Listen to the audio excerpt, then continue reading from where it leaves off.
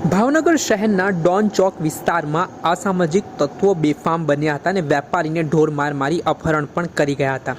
શહેરના ડોન ચોક વિસ્તારમાં અસામાજિક તત્વોએ કાયદા વ્યવસ્થાની સ્થિતિને જાણે કે કચડી નાખી હોય તે પ્રકારના દ્રશ્ય સામે આવ્યા હતા, જેમાં ભાવનગરના નામાંકિત મહાવીર મંડપ સર્વિસના માલિક અને અગ્રણી વેપારી પિયુષભાઈની વેગનાર કાર સાથે સામાન્ય ગાડી અથડાવવા મુદ્દે 2 થી 3 જેટલા અસામાજિક તત્વોએ જાહેરમાં પિયુષભાઈને ઢોર માર માર્યો હતો। આટલેથી ન અટકતા આરોપીઓ દ્વારા પિયુષભાઈનું અપહરણ કરી ત્યાંથી નાસી પણ ગયા હતા। બનાવના મામલે આસપાસના લોકોના ટોળેટોળા ઘટના સ્થળે ઉમટી પડ્યા હતા। મામલે જાગૃત નાગરિકે પોલીસ કંટ્રોલમાં પણ જાણ કરી હતી, છતાં પણ ભાવનગર પોલીસ છે તે ઊંઘતી ઝડપાઈ હોય તેવી સ્થિતિનું નિર્માણ થયું હતું। ઘટના બન્યાના 15 થી 20 મિનિટ બાદ પીસીઆર વાહન છે તે ઘટના સ્થળે પહોંચી હતી। અપહરણ થયાના થોડા કલાકો બાદ ભોગ બનનાર વેપારીને નવપરા વિસ્તારમાં લઈ જવામાં આવ્યા હતા। આ ઘટનાને લઈને પોલીસની ઢીલી કામગીરી સામે પણ લોકોનો રોષ જોવા મળી રહ્યો છે। ત્યારે જે ઘટના સ્થળે હાજર પ્રત્યક્ષદર્શી હતા તેમણે શું પ્રહાર પોલીસ ઉપર કર્યા છે અને શું વાત કહી છે તે સાંભળી લો। મારું નામ વિપિનભાઈ છે। હું અહીંયા દૂધની દુકાને દૂધ લેવા આવ્યો હતો। અચાનક ધડાકાનો અવાજ સાંભળીને કોણ ભટકણું ખબર નહોતી, પણ કારવાળાને કારમાંથી ખેંચીને બે શખ્સો મારવા માંડ્યા। એટલે નાગરિક તરીકેની મારી ફરજો વચ્ચે પડીને એને બચાવવા ગયો। બીજા આસપાસના ઘણા લોકો હતા, 50-60 માણસો ટોળું હતું, પણ કોઈ બચાવવા આવ્યું। ફક્ત 2 જ વ્યક્તિ હતા। મને પણ બે ત્રણ ગુસ્સા વાગી ગયા છે અને ઓલા ભાઈને લોહી નીકળ્યું હતું, એ લોહી પણ મને અડી ગયું છે।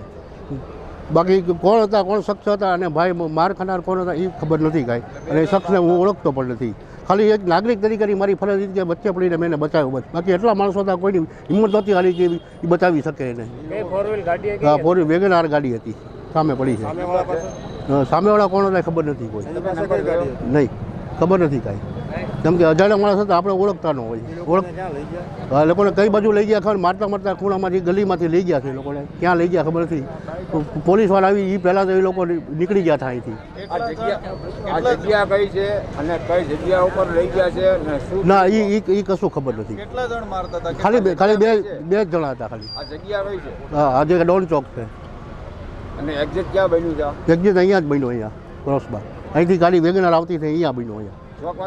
હા, જે વ્યક્તિને જે લઈ ગયા, હા, એની પાસે ગાડી હતી કે શું હતું? એની સાથે એની પાસે ગાડી હતી કે શું હતું? નહીં, ગાડી હતી, વેગનાર હતી ગાડી। એ ભાઈ વેગનાર રાખતા હતા ગાડી, અને પેલા સ્કૂટરમાં હતા બંને। એને લઈ ગયા ને? ના, લઈ જાય ક્યાં લઈ જાય ખબર નથી ખાલી। પછી તો હું નીકળી ગયો, સાથે બીજા હતા એટલે નીકળી ગયો હતો। Thank you.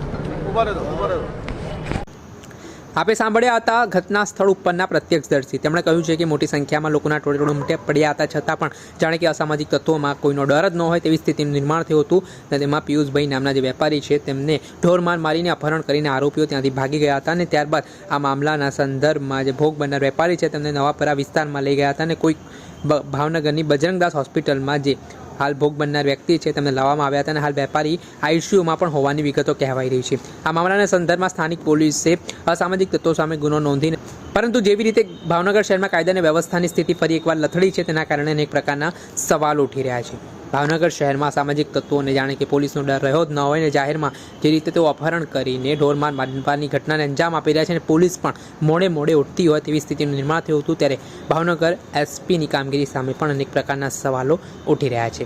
દર્શક મિત્રો, એન કવરેજ ન્યૂઝને આપ લાઇક કરી લો, સબસ્ક્રાઇબ કરી લો અને શેર કરવાનું ભૂલતા નહીં।